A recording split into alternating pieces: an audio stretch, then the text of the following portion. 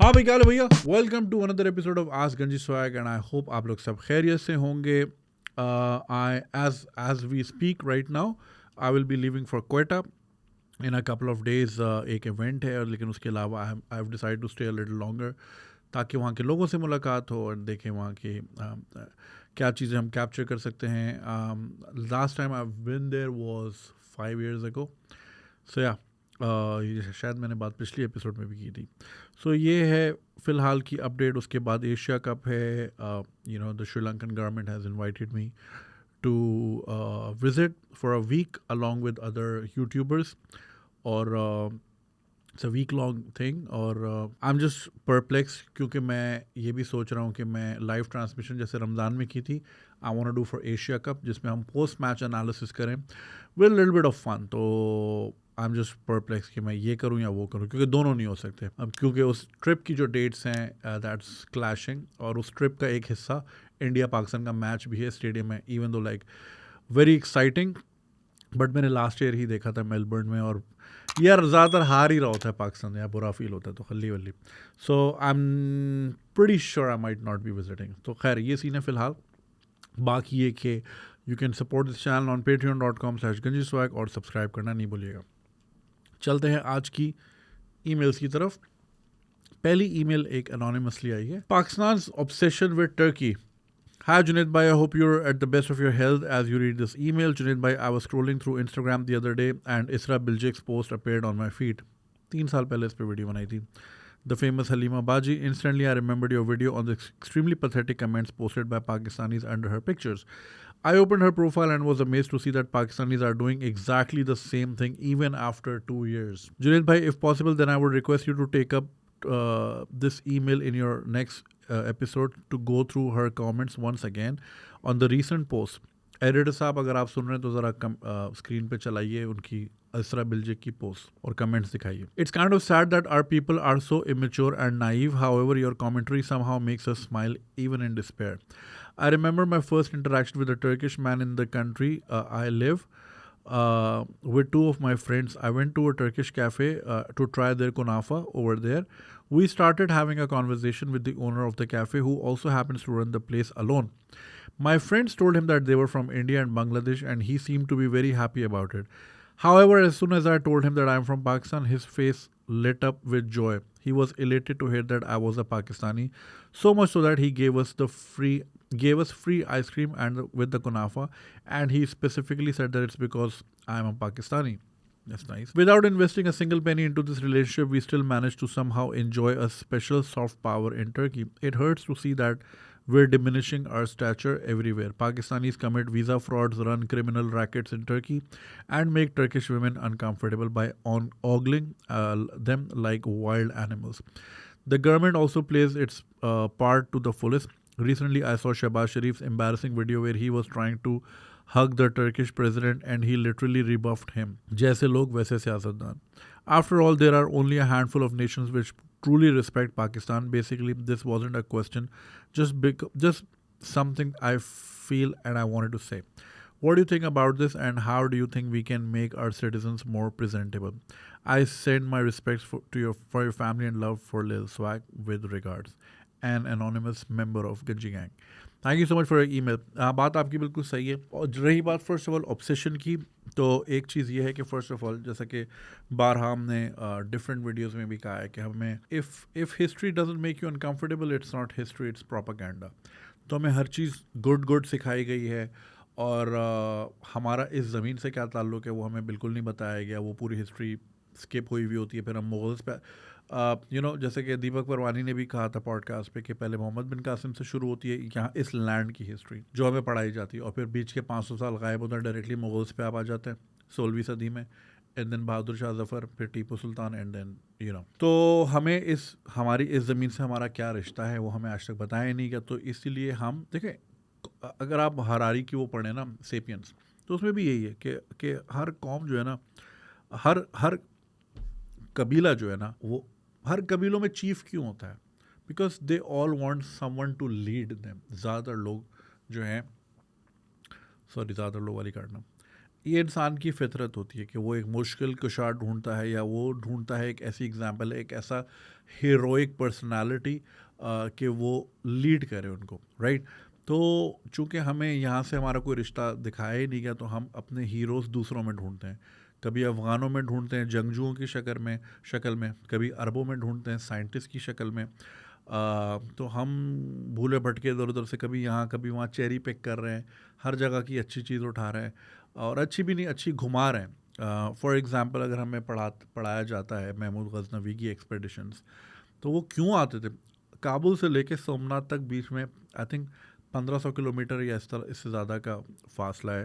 तो बीच में कितने मंदिर आते होंगे? So why was he interested in Somnath? इस पे किसी ने कहा था कि वो it's not just the gold he wanted, pandits use to operate the government from there, जिस तरह रोमन्स जो है वैटिकन से ऑपरेट कर रहे होते थे पूरी दुनिया को in the middle edges, similarly तो वो उसको तोड़ने आए थे, नॉट द मंदिर और नॉट द गोल्ड।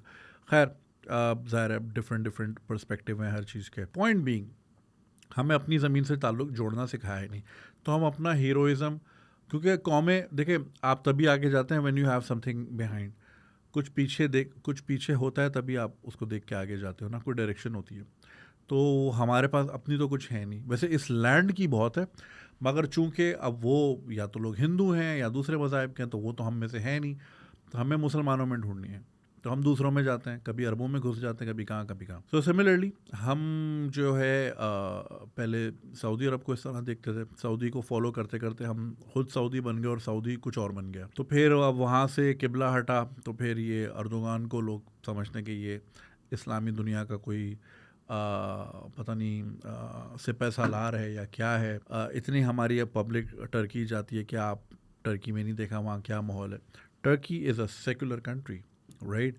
तो जहाँ आप टर्की को इतना सर पे चढ़ाए हुए हैं, तो ज़रा उनकी सेकुलर इकदार भी अपनाएं। नहीं, वो नहीं अपनानी, चेरी पिक करना है। Aya Sophia when it got turn into a mosque, तो सबने यहाँ सेलिब्रेट किया।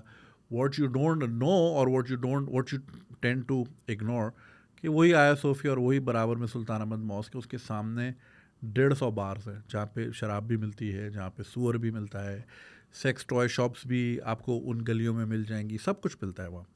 तो again I am not saying कि ऐसे हो जाओ या ये करो, मैं कह रहा हूँ कि चेरी पिक करते हैं हमें चेरी पिक करने की आदत है। अब हलीमा बाजी जो है एक दूसरा, हमें फैक्ट और फिक्शन की तमीज़ नहीं है। हम फिक्शनल कैरेक्टर्स को इतना सर पे ले लेते हैं। इस पर डेव शपेल का बहुत मशहूर जोक है कि you know whenever there is a movie, अगर फिल्म में कोई नंबर देता है तो it's always 555 5555। Why? Because there are dumb fucks who go home and call superman कि भाई सुपरमैन से बात करा दो, इसलिए वो फेक नंबर है। तो हमारे लोग भी वही, जो डेव शपेल ने जिस अवाम की बात की, हमारी अवाम भी वही है। वो एक कैरेक्टर उसने प्ले किया जिसमें वो मुस्लिम उम्मा की अम्मी बकौल लोगों के दिखाई गई।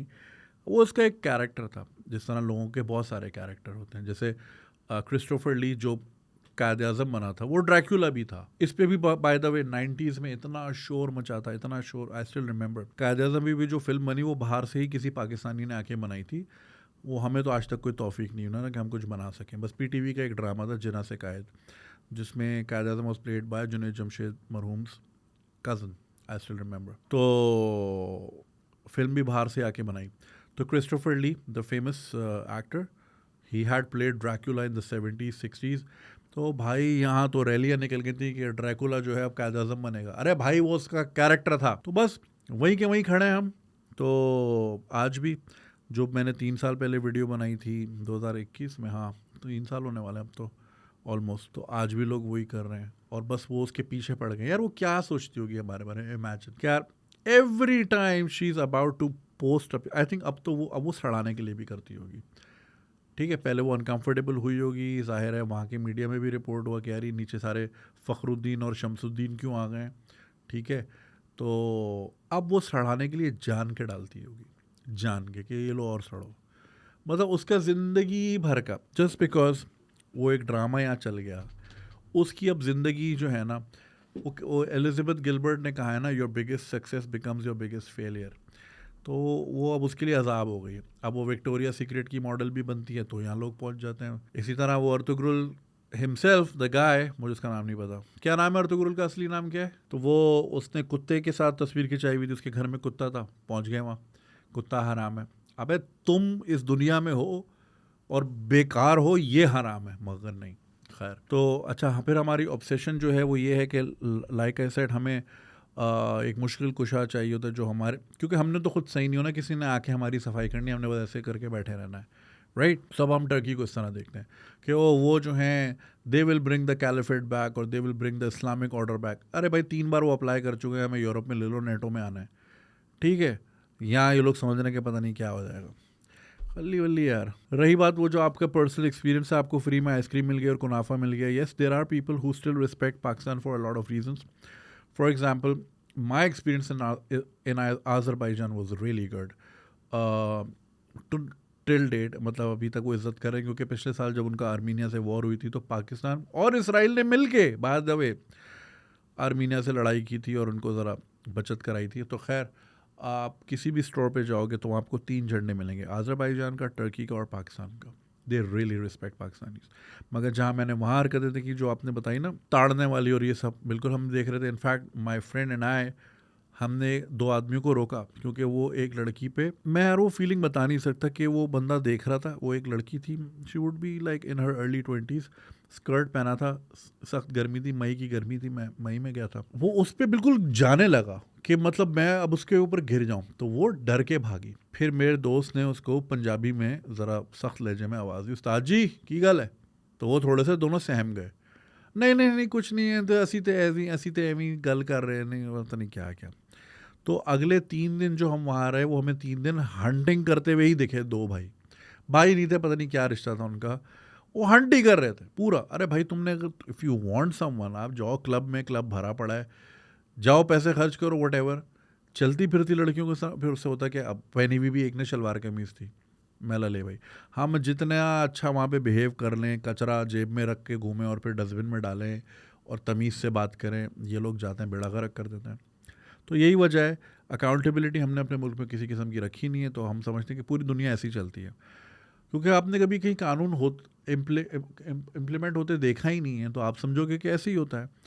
फिर वो हम हरकतें करते हैं, पकड़े जाते हैं, और फिर ये वीज़ा फ्रॉड और क्रिमिनल रैकेट्स, और तो टर्की में तो बल्कि गन पॉइंट पे होल्ड अप भी कर लिया था 2 नेपालियों को पाकिस्तानियों ने, अनफॉर्चुनेटली, जिसकी वजह से गेट आउट पाकिस्तानीज और पाकिस्तानी परवर्ड्स के हैशटैग चले थे। यार चंद ही मुल्क हैं जहाँ पे हम इज्जत से जा सकते हैं आसानी से वीज़ा लेके, या फिर ये कि उनसे एक अच्छे रिलेशन है, मगर हमारे लोग जिस किसी काबिल नहीं, अरे ये इंसानी माशरे में रहने के काबिल नहीं है, हम इनको भेज देते हैं उठा के दूसरे मुल्क में। मैं हमेशा ये कहता हूँ, फिर वही वाली प्रिविलेज वाली बात आप बोलोगे कि है, 2 वीज़े होने चाहिए, एक तो बाहर वाले ने दे दिया, उसको पता नहीं आप कैसे हो, एक अंदर की भी आप पूरे बंदे पे वर्किंग करो कि तू बाहर जाने के काबिल है कि नहीं है, प्रिजन बना दो इसको, बट फिर वही वो फिर पुलिस स्टेट हो जाएगी, तो वो भी एक फिर नेगेटिवली यूज़ होगी, फिर वो बोलेंगे सर आप अलाउड नहीं है सर बाहर जाने से, तो वो भी गलत है। लेकिन ये कि भाई जो इस तरह हरकतें करके आ रहा है, कम अज़ कम उसको तो प्रॉपर्ली प्रोसिक्यूट करो, उसको तो किसी किस्म की एग्जाम्पल बनाओ, ताकि जो दूसरे हैं जाने वाले वो फिर उससे कुछ सीखें।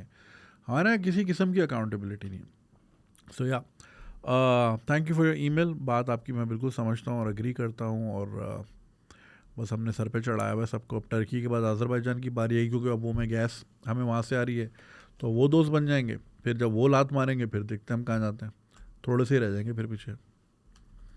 Thank you. और जी next one says girlfriend with impulsive buying disorder. Hi Junaid bhai, hope you're well. I have been following your work since HRC Studios. I haven't heard this word in years. Cool man. And it's so good to see you grow and achieve so much, mashallah. Thank you. I'm 33 and I'm in a relationship with a girl who is well educated and financially independent. We work at the same company and we both make around 2 lakh month each. That's very nice. The issue is that she has an impulsive buying disorder and is not financially wise. On the other hand, I'm frugal and believe in saving and investments. We are planning to get married soon, but this habit of hers bothers me a lot considering we'll have to take financial decisions together in the future. I'm afraid that living a life with such a person could affect my future financial goals. I really like her and she likes me too. I have tried to talk to her on this matter several times, but it didn't go so well. She always gets angry and said that it's my money and I'll do whatever I want with it, and that's true and right. But she always misses the point. Please help me out in this regard, if I should consider it as a red flag and let her go, or is this something I shouldn't be bothered much looking forward. Okay, so ये साहब हैं, मुझे बहुत पुराना follow करते हैं, ये girlfriend है और इनकी शादी होने वाली है उनसे, बट ये कि 2-2 लाख बनाते हैं माशाल्लाह दोनों मिलके ईच, मगर वो बहुत पैसे खर्च करती हैं. भाई वेमेन से my money is my money and your money is my money too, which is fair. I don't know how, but I mean it is what it is. बट ये थोड़ा सा सब्जेक्टिव मैटर है. अब इसमें अब आप जो कह रहे हैं कि रेड फ्लैग है, मुझे उनका बैकग्राउंड नहीं पता कि वो किस बैकग्राउंड से हैं, कि वो इतनी फाइनेंशियली स्टेबल हैं कि उनको घर में नहीं देने होते हैं. For example I had a friend, उसका ये सिचुएशन थी, उसकी ऑनलाइन शॉपिंग ख़त्म ही नहीं होती थी, राइट. और मैं यही सोचता था कि लाइक अगर ये सारा यहीं ख़त्म हो रहा है तो टर्न्स आउट के घर में वो देने का सीन था ही नहीं, ठीक है. और घर में कभी ऐसी जिम्मेदारी डाली भी नहीं है कि भाई आपने इतने पैसे यहाँ करने हैं. वैसे मेरे ख्याल से घर वालों को ये कंडीशन थोड़ी सी रखनी चाहिए कि आप कोई ना कोई ज़िम्मेदारी लगा दें बच्चे पे कि भाई बिजली का बिल आपने करना है, ठीक है, ग्रोसरी वाले आप हैं, रेंट वाले आप हैं, मेंटेनेंस वाले आप हैं, ड्राइवर मासी ये वाले आप हैं, इस तरह करके, ताकि उससे एक सेंस ऑफ रिस्पॉन्सिबिलिटी भी रहे. तो घर में थोड़ा सा ये जिम्मेदारी डालनी चाहिए बच्चों पे, ताकि बच्चों को भी लगे कि हाँ यार हमने कुछ करना है. ये जो बिल्कुल आप छोड़ देते ना कि हाँ ठीक है कोई मसला नहीं आप करें, देयर इज़ इनफ, तो उससे फिर होता है कि सेंस ऑफ रिस्पॉन्सिबिलिटी जो कि नहीं आती, तो फिर वो इस तरह इम्पल्सिव बाइंग में निकल जाती है. और चूंकि कोई टेंशन है नहीं, ये टेंशनों का ना होना भी एक बहुत बड़ी टेंशन है, क्योंकि उसमें फिर आप अलर्ट मोड में नहीं रहते, आपको आदत होती है पैसे उड़ाने की, और फिर खुदा ना खास्ता if your house of cards fall down, कोई डिप्रेशन आ जाए in terms of financial depression किसी भी किस्म का, चाहे पर्सनल चाहे ग्लोबल, या फिर नौकरी चली जाए, तो फिर थोड़ा सा मसला मसाइल होता है. तो ये अच्छा एटीट्यूड तो नहीं है. रही बात आपकी अपनी, तो बिल्कुल सही है, जैसे आप कहते हैं कि भाई आपका फोकस ज़रा इन्वेस्टमेंट्स की तरफ होता है, ये सब किस तरफ होता है. उनका पॉइंट फेयर है, लेकिन आपने उनकी ज़िम्मेदारी कुछ डालनी है. आपने उनको बोलना है कि भाई ठीक है you do what you want to do, मगर I expect you to take this much part, क्योंकि हम दोनों का घर है और हम दोनों ने फैमिली रेस करनी है. So it can't be just a burden on your self while she is like shopping and this and that what ever. तो ये आपको थोड़ी सी रीजनिंग उनके करवानी होगी, ओनली बिकॉज ताकि फिर सारा फाइनेंशियल प्रेशर आपके ऊपर ना हो, आपके कंधों पे ना हो. फिर ये कि जब एक बंदा, देखिए शादी एक गाड़ी होती है और 2 पहिए होते हैं मियाँ बीवी, तो दोनों पहियों को साथ चलना है. अगर एक ही चलता रहेगा और एक फंसा रहेगा तो एक्सल टूट जाएगा. तो दोनों को साथ चलना है, और आपने गोल्स और आपने फाइनेंशियल गोल्स उनको क्लैरिटी देनी है, और आपने उनको एक टारगेट देना है कि भाई मैं एक्सपेक्ट करता हूँ कि आपने इस towards this house whatever you want to buy, या हमने ये प्लॉट लेना है, या ये करना है वो करना है. क्योंकि भाई अभी तो आप सारे आप दोनों ने ज़िंदगी शुरू करनी है, फिर आगे जाके बच्चे होना है, बच्चों के अपने खर्चे होते हैं वगैरह वगैरह, तो ये फिर पाइल बढ़ता ही रहेगा. और अगर सारी जिम्मेदारी आपने इसी तरह उठानी है while the other person is not respectful towards your goals and ideals, financial goals वगैरह, तो ये थोड़ा सा सेटबैक तो है. कोशिश करें आदत थोड़ी सी चेंज करें, या फिर एक टारगेट सेट कर लें, या फिर बोलें कि ओके भाई इतना तुम कर लो. But like some people don't like to limit themselves. Again like I said कि सब्जेक्टिव मैटर है, और मुझे उनका बैकग्राउंड नहीं पता. अगर बैकग्राउंड इसी तरह का है जहाँ पे फजूल खर्ची या शाह खर्ची बहुत ज़्यादा है, तो ये थोड़ा सा रेड फ्लैग तो ज़रूर है. बाकी ज़िंदगी आपने गुजारनी है, आपने उनके साथ टाइम गुजारा, आप ज़्यादा बेहतर समझते हैं सिचुएशन को. मैं बिल्कुल फाइनल वर्डिक्ट इस तरह नहीं दे सकता. हाउएवर मैं सिर्फ इतना कह सकता हूँ कि ये आदत कंट्रोल की जा सकती है. इंसान को अपने मीन्स में रहना चाहिए, और खुदा ना खास्ता कल को अगर आप किसी डेट में चले गए या लोन वगैरह के चक्कर पे, तो वो तो फिर बिल्कुल ही स्लिपरी स्लोप है, और से फिर रिकवर होना बड़ा मुश्किल हो जाता है. तो कोशिश करें इस चीज़ को यहीं रोकें, और I hope things get better for you. Alright ji, next email says need healing. Assalamualaikum Junaid bhai, I won't say much about your content because I'm pretty sure you get good comments. तो सीधा point पे आता हूँ. I currently live in Toronto. I'm Canadian citizen, but life hasn't been good. It's been more than 10 years here, and I became citizen went throughout the whole immigration process, but never felt like home here. Whenever I'm not working or busy or not watching YouTube or not doing anything, I find myself sad and crying. I'm from Lahore and I miss my old memories of Lahore. Junaid bhai, I do want to mention this that I had some good times here as well. For example, I had a girlfriend here in Canada which wasn't too serious about relationship, and I had some other good trips. पर फिर भी the only glorious days, the best days that I had when I look back is when I was in Pakistan. There's a huge wave on social media के बाहर चले जाओ, पर यहाँ जितनी लोनलीनेस, तन्हाई और नॉन एक्सेप्टेंस फील होती है वैसी बैक होम में नहीं होती. My family is in Lahore, but मुझे फ़ील होता है अगर मेरे पेरेंट्स यहाँ आ भी जाएं तो फिर भी लाइफ कोई इतनी अच्छी नहीं हो जाएगी. वही non acceptance, left out feeling रहेगी. Reason for feeling bad. I do understand Canada helps financially, medically, gives you security, protected by law and all that. मगर यहाँ के लोग कभी आपको दिल से एक्सेप्ट नहीं करते.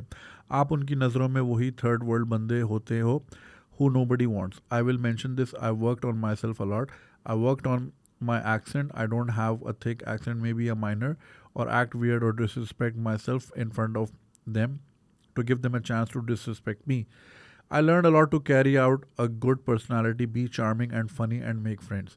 लेकिन यहाँ के लोगों से एक बड़ी गैर और पराई और नॉन एक्सेप्टेड फीलिंग आती है, especially white people. I share some good vibes with other races, पर कोई भी यूरोपियन हो या वाइट हो, they usually act very weird. Their mindset and the way they talk is something that throws me off and pushes me away, and they usually act very give and take. I always know a desi guy would help me out, but when it comes to a white, तो मौत आ जाती है उनको मदद करते हुए. I'm pretty sure every Pakistani lands in these countries never became friends with white people.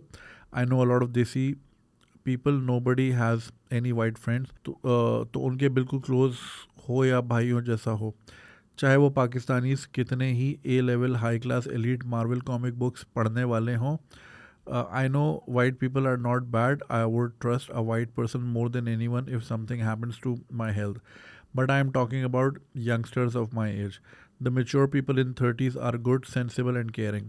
पर जो यंग लोग हैं, they are all the things I mention above. I don't feel I would live a happier life here in future. I think a lot about moving back to Pakistan, but recently my friends are also looking to move out and everyone told me not to.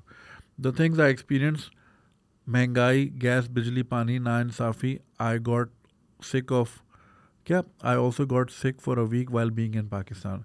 मुझे समझ नहीं आता कि अब क्या करूं. पाकिस्तान अच्छा तो बहुत लगता है, but I know I would have no money and face a lot of issues on daily basis. हमें पाकिस्तान में लगता है यहाँ पे गोरियाँ मिलेंगी, पार्टियाँ शार्टियाँ होंगी, दिस एंड दैट. ऐसा कुछ नहीं होता. गोरियाँ has their own preferences of guys with blonde hair and blue eyes. Now that's not true. They don't really crave for us unless someone is truly intelligent, smart, or one in a million. I'm currently looking for therapy, but still a bit hesitant to go for it because यहाँ बहुत से लोग हैं जो पैसे ले लेते हैं और कख भी नहीं करते. They say things like breathe heavily, do meditation, and everything's gonna be all right, etc. I fear that if I reveal this, that I don't get accepted by these Canadians, the therapist gonna judge me as well. I kind of think I should go back to desi therapists who would understand my background more. But finding one is much harder और समझ नहीं आती. I don't share much things with my friends into detail because वो मर्द नहीं जो रोता है. I think people will judge me for that. I used to talk to my family about this. They support me and understand and wants my best, hoping that I get happy. मगर अब मेरा भी उनको बताने का दिल नहीं करता क्योंकि उनको दुख देने के अलावा और क्या ही करूँगा. तो अच्छा थेरेपिस्ट ढूंढना itself is a struggle while feeling bad. Imagine this, I'm feeling suicidal and go for a quick therapy and they take my money and it doesn't help shit. In this way, I would add up more scars. Junaid bhai, you don't have to share this email on your episode, it's up to you, but I consider you my elder brother. और थोड़ी सी advice और direction चाहिए थी. Share your और your friends experience too who lives in Europe and North America. उनको acceptance का कोई issues हैं, meaning देसी invites other people to their home and feed them, show hospitality. ऐसा किसी यूरोपियन ने और अमेरिकन ने किया है उनके साथ. Share your thoughts. ओके जो एक भाई हैं, जैसा कि आपने सुना, कनाडा में रहते हैं, कैनेडियन हैं, लाहौर से ताल्लुक़ है, बड़ा याद करते हैं पाकिस्तान को, बट फिर डरते भी हैं कि यहाँ आ गए तो क्या ही करेंगे. और प्रॉब्लम्स आपने उनकी सुनी, उनको बेसिकली एक्सेप्टेंस का बड़ा इशू है कि गोरे एक्सेप्ट नहीं करते। ठीक है, किसी हद तक ये दुरुस्त हो सकता है, लेकिन मगर ये सबका मसला नहीं है। मेरे बहुत सारे दोस्त हैं जिनके सिर्फ गोरे ही दोस्त हैं और बहुत अच्छे दोस्त हैं। वो जो आप एक्सपेक्ट कर रहे हो ना हॉस्पिटैलिटी के घर आके खाना खिलाएं, वो नहीं करते, क्योंकि वो उनका कल्चर ही नहीं है। ये कल्चर अलग है।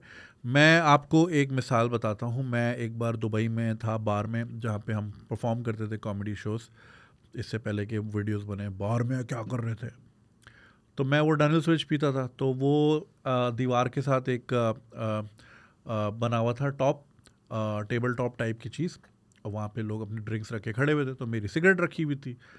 तो एक गोरा आया, से बोला, bro can I get a fag, ठीक है ना, वो फैग बोलते हैं। तो मैंने उसको दे दिया।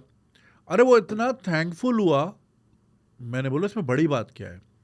तो मेरे साथ जो मेरे दोस्त खड़े थे, उन्होंने बताया कि भाई ये जो है, ये एक सिगरेट भी नहीं देते किसी को, एंड राइटफुली सो। इंग्लैंड वगैरह में बहुत महंगी मिलती है, 12, 13, 14 पाउंड का एक पैकेट होता है। ऑस्ट्रेलिया में तो $20 का पैक होता है, तो एक सिगरेट देने में भी मौत आती है।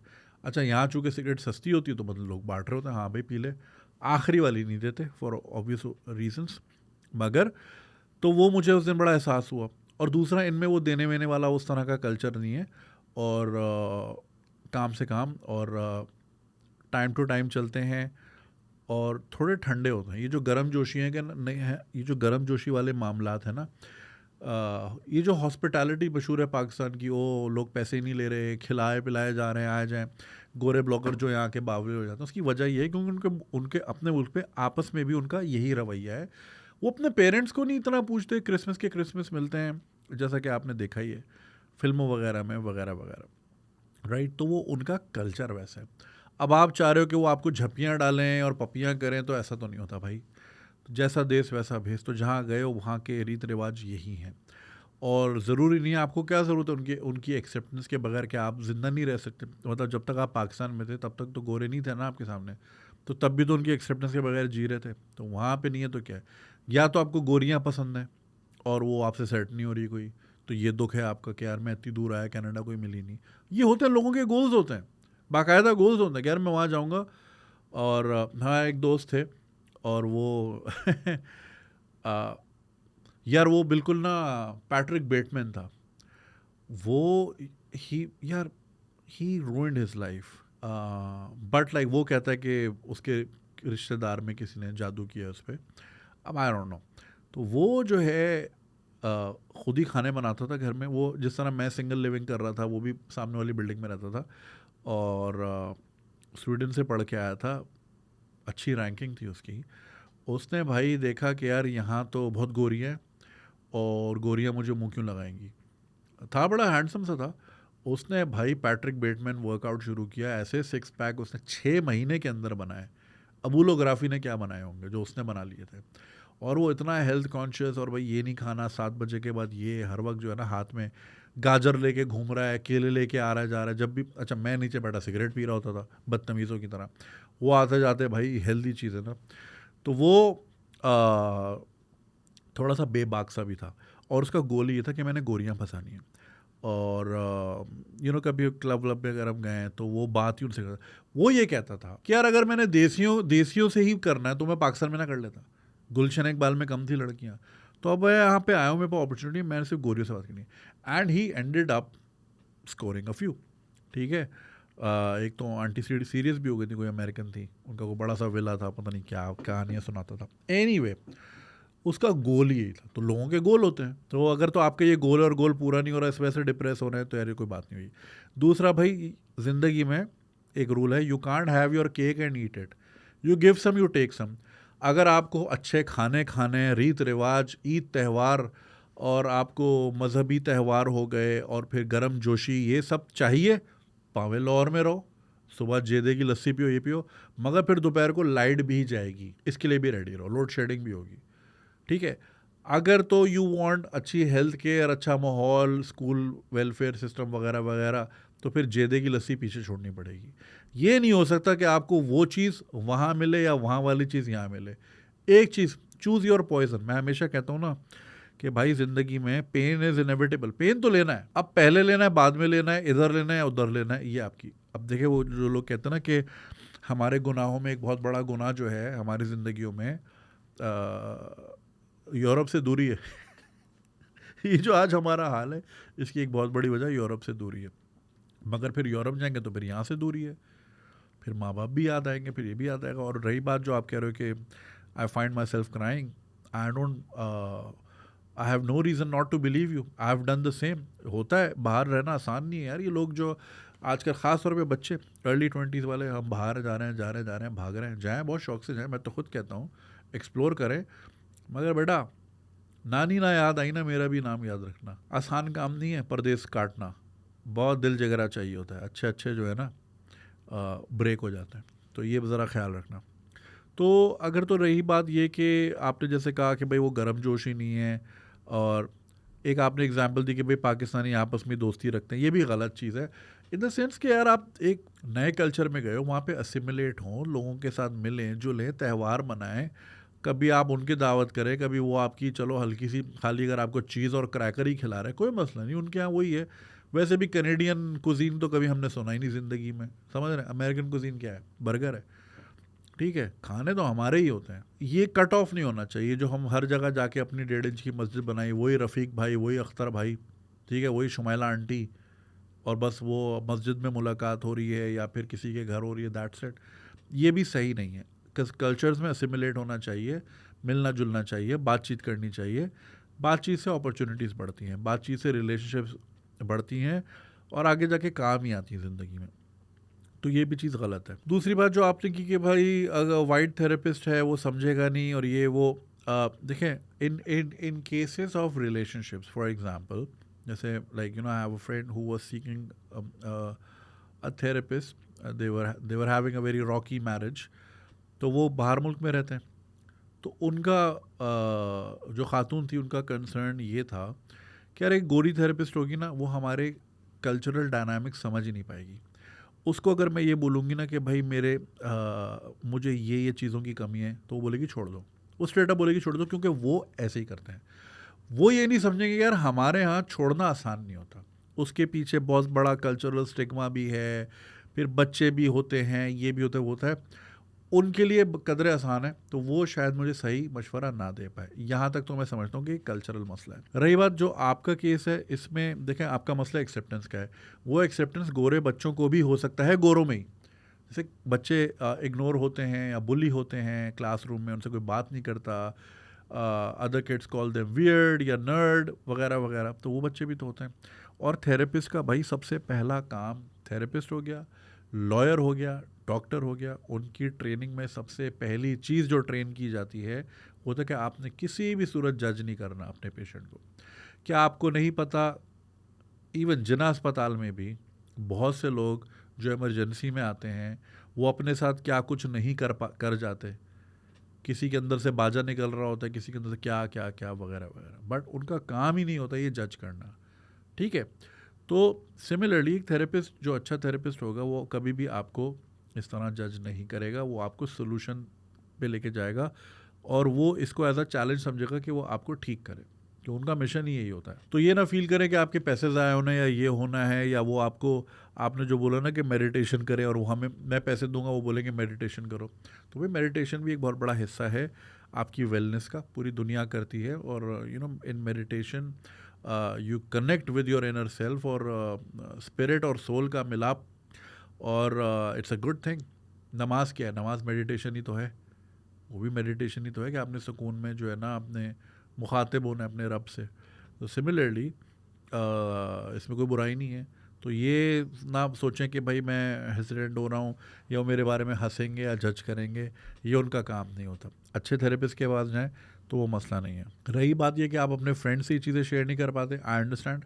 अगर आपके देसी फ्रेंड्स हैं तो वो तो ज़ाहिर है बिल्कुल आपको जज करेंगे, आपको इवन बुली भी करेंगे, आपकी चिड़ बना देंगे, रोंदू, ज़िंदगी भर के लिए रोंदू बोलेंगे। और ये हम टॉक्सिक कल्चर में कि मर्द को दर्द नहीं होता, ये नहीं होता, वो नहीं होता, क्यों? इंसान नहीं है, इमोशंस नहीं होते उसमें।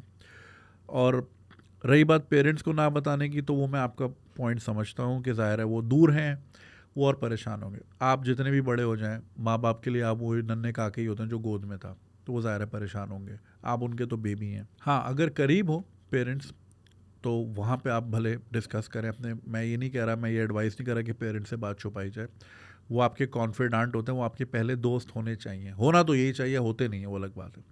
तो अगर आप साथ रहते हैं तो ज़रूर शेयर करें, क्योंकि पेरेंट्स का कभी कभी प्यार से बात करना या सर पे हाथ फेरना या दुआएं देना भी असरअंदाज होता है, और वो भी काफ़ी हीलिंग होता है। तो जहाँ दूर होते हैं वहाँ फिर वो परेशानी आती है कि पता नहीं खाना भी खा रहा है कि नहीं खा रहा, पुत्र मेरा नहा भी रहा है कि नहीं, एम ही जा रहा है, मतलब 10 चीज़ें होती हैं। तो वो तो मैं आपका पॉइंट समझ सकता हूँ। तो बाकी आप इन चीज़ों से घबराएं नहीं और इतना डिप्रेस ना हो। एक्सेप्टेंस की कोई ज़रूरत नहीं है। उनकी acceptance is not the goal. हम दुनिया में गोरों से एक्सेप्ट होने थोड़ी आए हैं। हम तो अपनी ज़िंदगी खुशहाल जीने आए हैं और अपनी ज़िंदगी को बामकसद और बावकार बनाने आए हैं। गोरा दोस्ती करे ना करे खल्ली वल्ली, आप इसको पॉजिटिवली चैनलाइज करें और आप ये सोचें, अगर तो आप एक अच्छे इंसान हैं तो आप ये सोचें कि ये उनका नुकसान है। I am a good human being and they deprived themselves of a good company, तो वो मसला उनका है, not yours, it's their fault. ठीक है। और अगर गोरे आपको लगता है कि उन्होंने आपके बारे में या देसियों के बारे में एक नेगेटिव कॉनोटेशन जहन में बनाई हुई है, तो उसको भी इंट्रोस्पेक्ट करें कि ऐसा क्यों है, हमें उस तरह की एक्सेप्टेंस क्यों नहीं मिलती, उसकी क्या वजूहत हैं, हमारी क्या हरकतें हैं। तो अगर उनका ये रवैया आ रहा है या हो रहा है तो कोई तो वजह होगी। बाकी जनरली रेसिस्ट भी हो जाते हैं, तो अगेन दैट्स देयर फॉल्ट। अगर उन्होंने इतनी तालीम हासिल करके और सब कुछ करके ये सीखा है तो that's their problem, not yours. तो अपना दिल छोटा ना करें, किसी की एक्सेप्टेंस से नहीं जिया जाता। आप अपने आप को एक्सेप्ट करते हैं कि नहीं, ये बहुत इंपॉर्टेंट है। जब आप अपने अंदर कॉन्फिडेंट होंगे तो हर चीज़ अच्छी लगेगी। आप अपने आप को अगर कमतर समझते रहेंगे कि नहीं आई एम नॉट डिज़र्विंग, या फिर ये कि मुझ में ही कोई कमी है, या पता नहीं मैं ही एलियन सा दिखता हूँ, जादू हूँ मैं, तो आपको फिर ज़्यादा बुरा लगेगी हर चीज़। अपने आप में अच्छा फील करें, छोड़ें किसी की एक्सेप्टेंस भाई, खल्ली वल्ली, दैट्स देयर प्रॉब्लम। बाकी ये कि डोंट ट्राई टू हार्ड। कहीं शायद ऐसा ना हो कि may be because you so crave their acceptance, you possibly try way too hard to be nice to them और be weird around them, ताकि उनको शायद फिर वो बोलें कि यार ये पता नहीं क्या है, या शायद आप अपना देसी गर्मजोशी दिखाते हो और उनको उस चीज़ की आदत ना हो। तो डिस्टेंस रखें और अपने डिस्टेंस में रख के मामला करें, खल्ली वल्ली कोई टेंशन नहीं है। बाकी थेरेपी ज़रूर लें भाई, इसको पैसे का ज़िया ना समझें, it's a very good thing. अगर आपको हीलिंग मिल जाती है उससे तो ये तो बहुत अच्छी बात होगी। रही बात पाकिस्तान में आने की, तो पाकिस्तान के हालात आपके सामने, दुनिया यहाँ से जा रही है, अगर आप उल्टा यहाँ आ जाएंगे तो फिर कनाडा कौन संभालेगा। तो वो आपकी अपनी चॉइस है पर्सनल, उस पर मैं बिल्कुल नहीं कह सकता। और ज़ाहिर है याद तो आती है, पुराना टाइम याद आता है, और जैसे जैसे you grow old you remember, nostalgia hit करता ही है। मैं भी आज पता नहीं कौन सा पुराना गाना मैंने I shared with my eldest sister, because हमारे पास वो कैसेट होती थी, उसमें वो गाना था, तो मैंने शेयर किया एंड शी वाज लाइक हाँ आई रिमेंबर दिस वगैरह वगैरह। या कोई पुराना ऐड आ जाता है, तो इस तरह की चीज़ें, वो तो ज़ाहिर है पुराना टाइम हमें याद आता है। दूसरी एक बहुत इम्पॉर्टेंट चीज़ वो ये है कि इंसान डिज़ाइन ही इस तरह हुआ है कि वो अपनी बुरे टाइम भूल जाता है और उसको अपना अच्छा टाइम याद रहता है। ये थोड़ी सी हमारी कॉग्निटिव बायसनेस आप कह लो या क्या कह लो, इसकी आई डोंट नो करेक्ट टर्म क्या है, मगर एक इंसान वो भूल जाता है, और वो भूलना बहुत ज़रूरी है। वरना इंसान के देखो पेरेंट्स इस दुनिया से चले जाते हैं, तो अगर उसके अंदर वो भूलने वाला आंसर ना हो तो ज़िंदगी भर डिप्रेशन में ही ख़त्म हो जाएगा, राइट। मगर चूँकि मकसद हयात आगे बढ़ना है, तो इसलिए डिज़ाइन ही इंसान ऐसा वो बुरा टाइम भूल जाता है। फॉर एग्जाम्पल अब जैसे कि मैं I am always day dreaming about living in Dubai, because मैं उसको बहुत मिस करता हूँ, and some of the best times and some of my best friends in life I made there, मुझे बहुत याद आता है। कल भी मैं I was with a friend और मैं यही डिस्कस कर रहा था नोस्टाल्जिया। परसों यासिर मेरा बड़ा अच्छा दोस्त है, तो मेरी एक प्लेलिस्ट है 2012 से 16 वाली, दुबई डेज़ वाली प्लेलिस्ट है, क्योंकि उन दिनों जो मैं गाने सुनता था ना, वो मुझे दोबारा शेख ज़ायद रोड पे या शारजा की गलियों में या अजमान की गलियों में ले जाते हैं या एमिरेट्स रोड पे ले जाते हैं, बिकॉज मैं वहाँ सुनता था without realising how tough of a time I was living hand to mouth, living way beyond, way within my means, sometimes had to live on a single meal a day. दूसरी रोटी लेने के पैसे नहीं होते थे, क्योंकि budget में एक ही रोटी आ सकती थी। ये भी टाइम था, not so long, less than a decade ago. But मैं वो सब साइड पे हो गया, अब सिर्फ अच्छा टाइम, हम लोग क्लबिंग करते थे, या हम फुजेरा गए बारबेक्यू करने, और रात को फिर हमने एक रैंडम पहाड़ के नीचे आग लगाई और हेडलाइटें खोल के बारबेक्यू किया, ऑल द फन टाइम्स, हमें से वही याद आते हैं। और वो वाले टाइम मैं भूल गया, गाड़ी में सो रहा हूँ, या फिर नौकरी नहीं है, या प्राइवेट टैक्सी भी चलाई एक दिन, तो भाई मैं तो अबू धाबी ले गया किसी इंजीनियर को, और शाम को वापस, मतलब वहीं ठहरा, उन्होंने अपना काम किया और शाम वापस लेकर आया, टैक्सी का किराया लिया। एक इंडियन फैमिली की बर्थडे पार्टी होस्ट की एक रैंडम से रेस्टोरेंट में, क्या कुछ नहीं किया वहाँ पे। सो या बट वो सारा टाइम वो चीज़ें मैं भूल गया, अच्छी चीज़ें मुझे याद है। तो ये इंसान बाय डिफ़ॉल्ट ऐसा ही है। तो आपको जो आज लाहौर याद आ रहा है, वो बिल्कुल आपको नान चने याद आ रहे होंगे, अच्छा टाइम, लाहौर की बारिशें, लाहौर की धुंध, लाहौर की सर्दियाँ, सड़कें, और चमन आइसक्रीम, वट जो भी आपकी वाइसेस होंगी। What you not remembering is 8-8 घंटे की लोड शेडिंग, गर्मी और स्मॉग और ये सारी चीज़ें। तो वो इंसान साइड पे भूल जाता है। तो ये थोड़ी सी बायसनेस इंसान में आती है। बाकी ये कि भाई या तो इंसान इधर रह के ये चीज़ें ले ले, या फिर इधर रह के ये चीज़ उसका डिप्रिवेशन में जी ले, मगर चूज़ एक करनी है। पेन तो लेना है, या तो इधर का पेन ले लो या उधर का पेन ले लो, पेन इज़ इनएविटेबल ज़िंदगी में, ये बात याद रखिएगा। बाकी बहुत सारी दुआ आपके साथ, अपना ख्याल रखिएगा। Thank you. हाँ जी, next one, the case for overseas Pakistanis. Assalamualaikum Junaid bhai, I hope you and your family are doing well. I'm a self-employed writer who writes blogs online and has self-published 4 books through Amazon. MashaAllah. I currently have a summer job in the education field. This will be a long email, so my apologies. Feel free to review this email before reading it on your channel. I'm writing this email regarding overseas Pakistanis and how they are in the news for not sending remittances to Pakistan, leaving the country to pursue their opportunities. Criticizing and advocating for the current situation in Pakistan has fallen into while not living in the country. Overseas Pakistanis, especially living in Western countries and Australia, are mostly scrutinized in my opinion. With the recent news about remittances declining this year, overseas Pakistanis are being extra criticized by local Pakistanis. Celebrities like Sara Neelam have jumped into... Dude, if you're gonna listen to Sara and Neelam, then, I mean, why are you taking them serious? Have jumped into some this nonsense train saying overseas Pakistanis clean toilets abroad while wearing good clothes in Pakistan. उन्होंने कभी खुद अपना toilet नहीं धोया होगा। खैर, another comedian jumped into that show saying we carry money in our notes. Source, अच्छा ये वासे चौधरी के शो पे जो आई थिंक कोई कमेंट आया था। Here are my reasons why overseas Pakistanis are being criticized. Number 1, since the remittances have declined, local Pakistanis are now frustrated for not giving them free money. Number 2, local Pakistanis want to leave the country also because they are still there while some are out, they are venting their frustrations.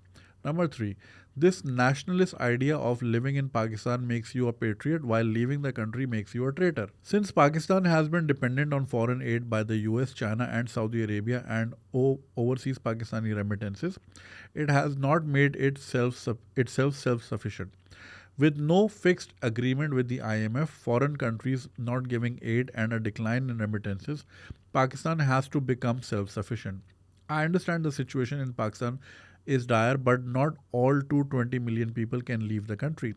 Those who are in Pakistan have to make a choice whether they are going to take BS from the ruling elite or live oblivious and ignorant. Once and for all, leaving the country does not make you a traitor. If things were better in Pakistan, who would want to leave Pakistan?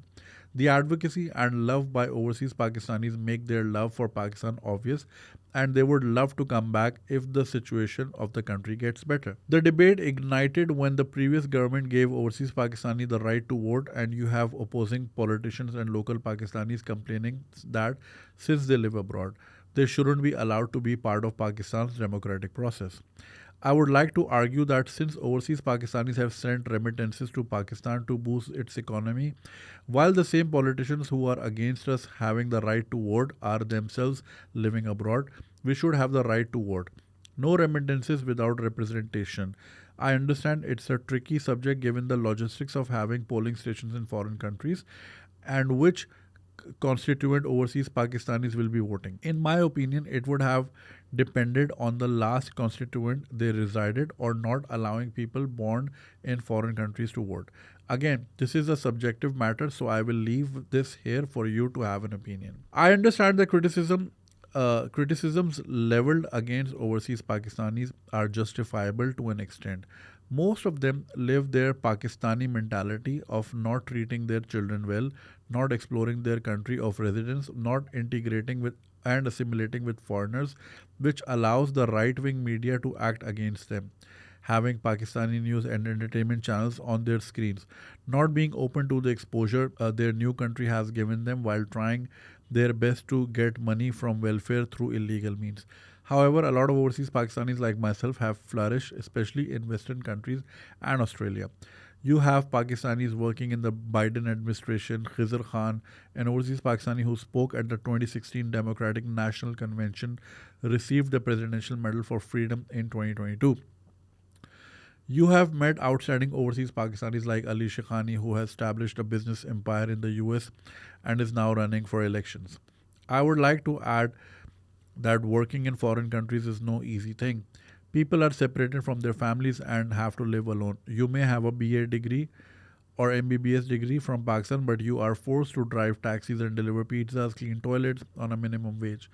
Some have to jiggle college with work. I myself had to get a job at a fast food restaurant, was laid off in a week because I barely had kitchen skills like cutting vegetables.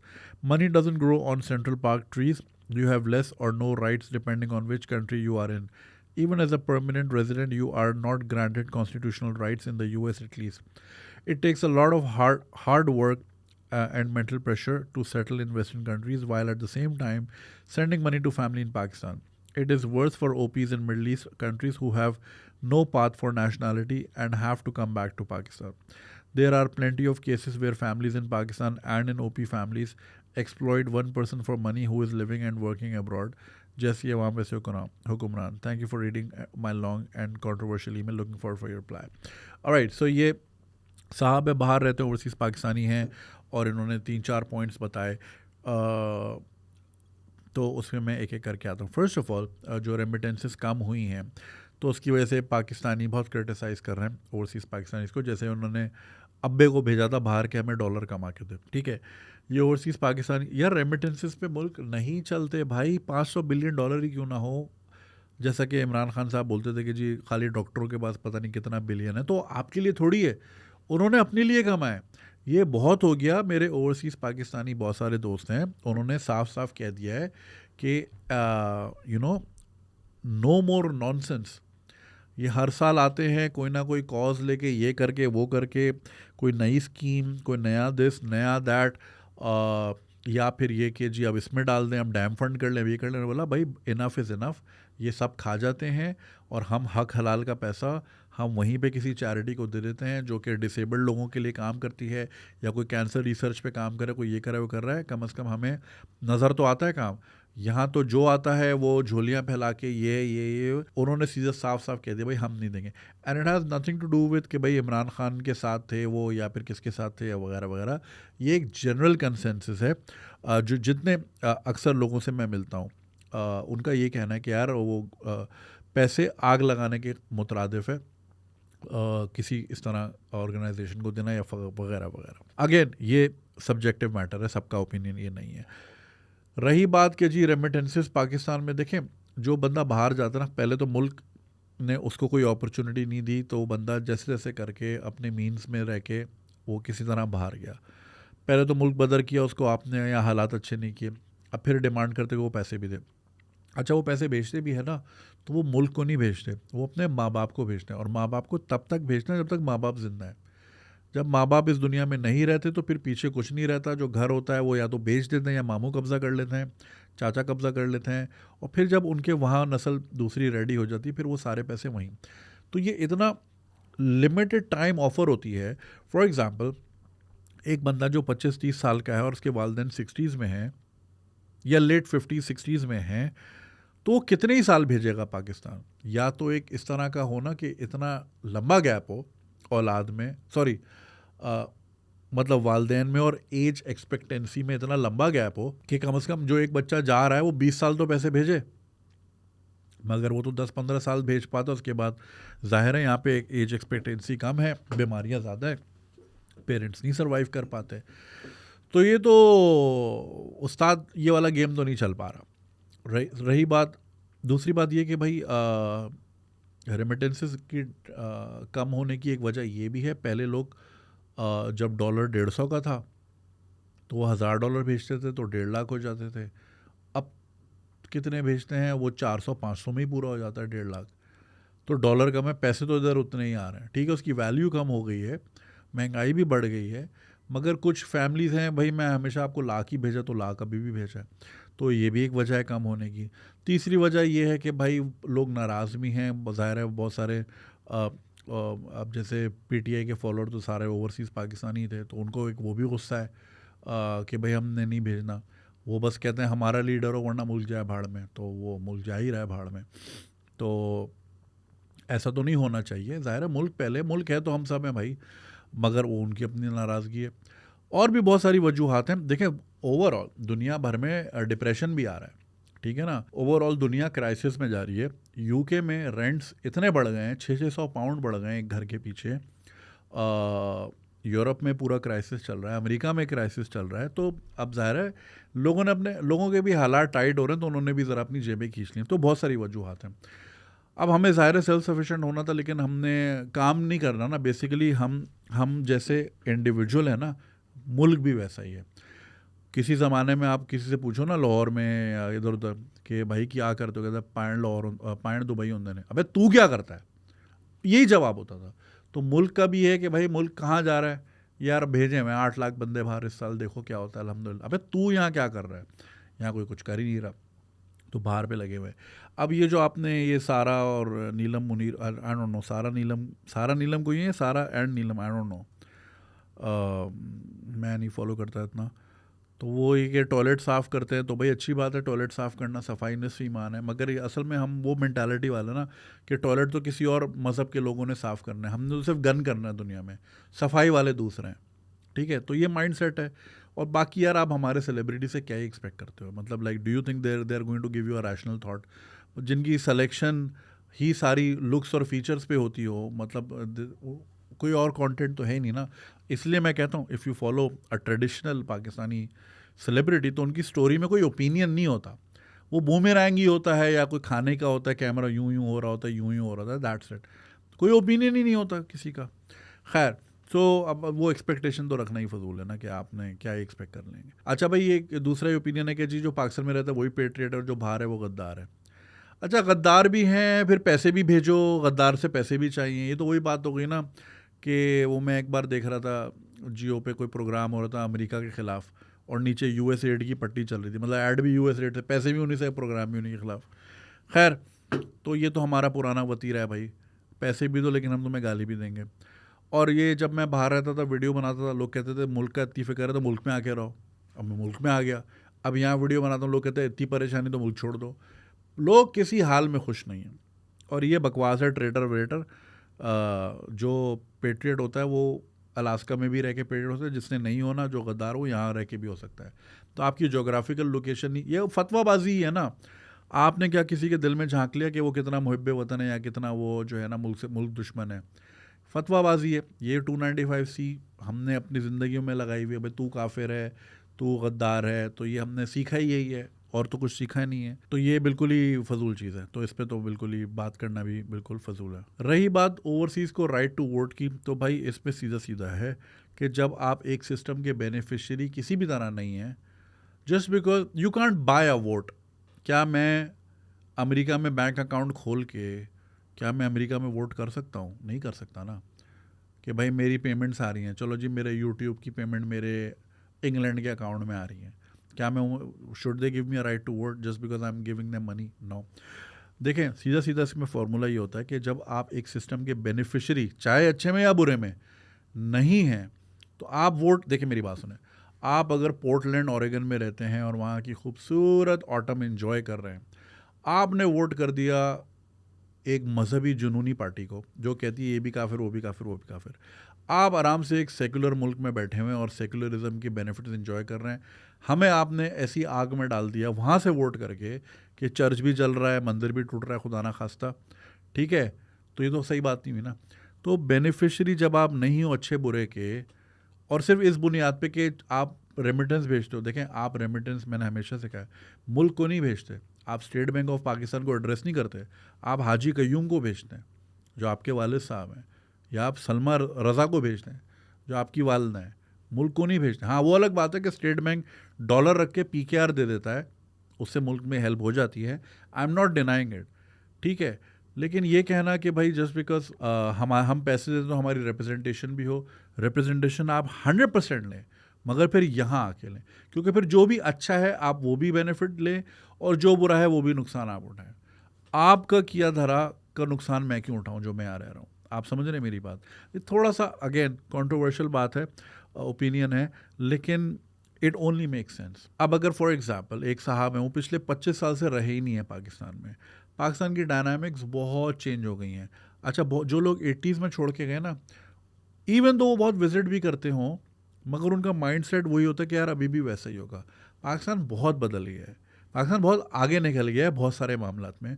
बहुत सारी overseas लड़कियां कहती हैं मुझे तो पाकिस्तान की लड़कियां ज़्यादा फॉरवर्ड लगती हैं, हम तो फिर यहाँ ऐसे ऐसे होते हैं, पाकिस्तानी लड़कियां बड़ी आउट हैं। अगेन उनका जिनसे मेल मिलाप हो, हर किस्म के लोग हैं पाकिस्तान में। पॉइंट बीइंग कि यार आपका एक ताल्लुक ही नहीं रहा है 20 साल से 25 साल से, और सिर्फ इतना ताल्लुक है कि आप हर दिसंबर को आते हैं, 4 शादी अटेंड की, 4 निकाह अटेंड किए, एक आध मैयत खुदा ना खास्ता अटेंड की और वापस चले गए। उस पर मैं आपको एक राइट दूं कि आप वोट दें, ताकि आप फिर भी वहीं बर्मिंघम में, सिडनी में, दुबई में कहीं भी हैं, और मैं उन पॉलिसीज़, उन इंसान दुश्मन पॉलिसीज़ या बेवकूफ़ाना डीलिंग का शिकार मैं क्यों बनूं भाई, आपके वोट की वजह से। तो फिर आप भी बनो, आप नहीं बन रहे, मैं बन जाऊं, ये तो गलत बात है ना। या तो फिर मुझे भी राइट हो अमेरिका में देने का कि भाई मैं वहाँ पैसे भेजता हूँ, अमेरिका तो नहीं देगा मुझे राइट। अब इसमें कौन सा मुल्क क्या कर रहा है, अब आप बहुत से लोग बोलेंगे जी फलाना मुल्क अपने वोटर्स को ये राइट देता है, अपने नेशनल्स को देता है। हाँ, नेशनल्स को आप बेशक दे सकते हैं। अच्छा, अब इसमें ये भी है कि भाई व्हाट अबाउट मिडल ईस्ट के लोग जिनके पास तो नादरा का कार्ड भी है और पाकिस्तान का पासपोर्ट भी है। अगेन वो फिर यही करते हैं कि वो फिर आते हैं और वोट देते हैं, यहाँ आके वोट देते हैं और फिर चले जाते हैं। दूसरा, वो जो ओवरसीज़ वाला पॉइंट था वो ज़्यादातर PTI ही पुश करती थी, क्योंकि PTI की बहुत फॉलोइंग है overseas, and obviously they wanted an edge that way. और कोई भी चीज़ जो है, चूँकि हमारे डेमोक्रेटिक मुल्क तो हैं, माने या ना माने, तो वो डेमोक्रेसी से ही आगे चलना है, और जो भी फैसला होना है उसी तरह होना है कि भाई अगर सारे अग्रीड अपॉन हैं। बाकी वोटिंग से रिलेटेड आप लोगों के जो भी ओपिनियंस हों प्लीज़ शेयर कीजिएगा कमेंट्स में। दूसरे मुल्कों की एग्जांपल ना दीजिए, हम दूसरे मुल्क हैं नहीं भाई, हम तो पाकिस्तान हैं, और यहाँ पे अलग ही वखरे किस्म के मसले मसाइल हैं। तो अच्छा, इलेक्ट्रॉनिक में फिर रिगिंग भी पता नहीं कितनी हो जाती है। यहाँ तो भाई फिज़िकल में रिगिंग हो जाती है, इलेक्ट्रॉनिक तो कोई मसला ही नहीं है। वहाँ का वोट काउंट क्या होगा, हल्के वाली बात तो चले आपकी समझ आती है कि चलो जिसका जो लास्ट हल्का था वो वहाँ दे सकता है। 10,000 चीज़ें, यहाँ तो पूरा सिस्टम ही बैठ गया था RTS का पिछली बार भी, जैसे आपको याद ही होगा। खैर, ये आगे की डिबेट है।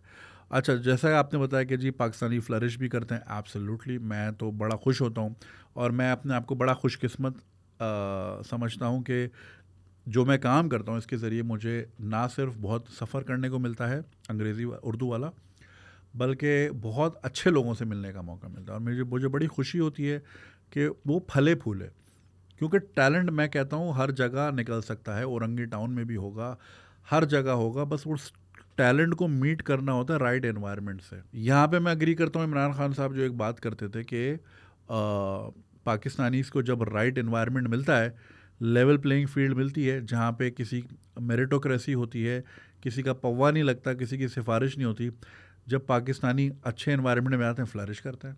आप देख लें, I know so many doctors, they doing माशाल्लाह सो वेल।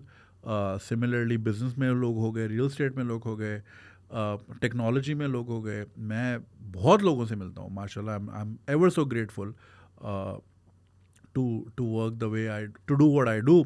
और मुझे बहुत अच्छे लोगों से मिलने को मौका मिलता है और खुशी होती है, और ज़ाहिर है इंस्पिरेशन भी मिलती है। तो दैट इज़ एब्सोल्युटली ट्रू। यहाँ तक मैं आपकी बात समझता हूँ। आखिर आपकी बात फिर वही, मैं बिल्कुल एग्री करता हूँ, बाहर रहना, पिछली ईमेल भी मैंने कहा था, आसान नहीं है। बड़े बड़े लोगों की जो है ना हालत टाइट हो जाती है। फैमिली से दूर रहना किसको शौक़ है, और मुल्क से बाहर जाना किसी को शौक़ नहीं होता। ये मजबूरियाँ ही होती हैं और ये हालात होते हैं। जो इंसान को मजबूर करते हैं इतना बड़ा ड्रास्टिक डिसीजन लेने में, जहाँ वो अपना नेस्ट छोड़ देता है, अपना सब कुछ छोड़ देता है और फिर ज़ीरो से स्टार्ट करता है। It's not easy. देखिए यहाँ पे बड़ी प्रिविलेज है हमें, घर होता है, there are people to look after, खाने पीने का मसला नहीं, रहने का बहुत लैविश लिविंग है यहाँ पे। मैं आपको बता रहा हूँ, बड़ी लैविश लिविंग है जैसी भी है, मगर ये कि फिर बाहर जाके रियलिटी किक होती है कि because then you're on your own. It's like जैसे चिड़िया अपने बच्चे को एक दिन धक्का दे देती है कि चल बेटा अब तू उड़, you're on your own then. तो ये तो है। बाकी मिडल ईस्ट का भी ये है कि बेचारे एक्सप्लॉइट ही होते हैं वो ज़िंदगी भर पे, वो फिर वापस उन्होंने इधर ही आना होता है, तो वो कोई फ्यूचर भी नहीं होता। It's very sad. तो आई अंडरस्टैंड योर ग्रीवेंसेस भाई। लोगों से भी मेरी गुजारिश है कि ओवरसीज़ को इतना टफ टाइम ना दें, हमारे में से ही हैं और हम में से ही गए हैं और बेचारे मजबूर होकर ही गए हैं। तो अगर जैसे चलो अपने पेरेंट्स को पैसा भेज रहे हैं, बहन भाई को भेज रहे हैं, कम से कम थ्रू प्रॉपर चैनल तो भेज रहे हैं, टैक्स तो लग रहा है उस पर, मुल्क में तो आ रहा है, वरना हुंडी करना कोई मसला नहीं है, एक फ़ोन करो घर से कलेक्ट होते हैं, घर में ड्रॉप होते हैं और कम पैसे खर्च होते हैं। लेकिन लोग उसके बावजूद जो है they choose the right way, because eager होते हैं कि लोग जो भी प्रोसेस करें हलाल तरीके से करें। So I really admire those who go through the painful process and but choose to do the right thing. तो उन पे हेट ना भेजें।